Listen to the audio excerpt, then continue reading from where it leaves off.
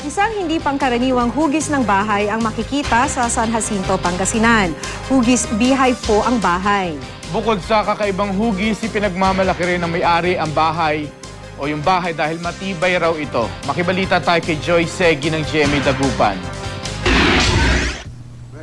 Sa unang tingin pa lang, mapapansing hindi pangkaraniwan ang bahay na ito sa San Jacinto, Pangasinan. Mistula kasi itong higanting beehive o igloo house.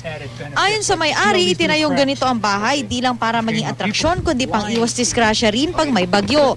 The coating you see on the outside is not structural, it's just a coating. Oh, okay. Okay.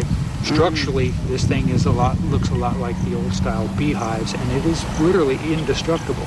Gawa ito sa pinaghalong putik, buhangin at sementong hinaluan ng calcium oxide.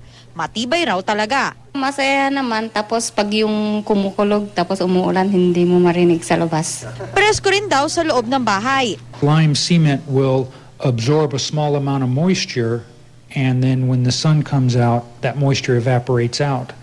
That turns the house into an entire large evaporative cooler. Okay.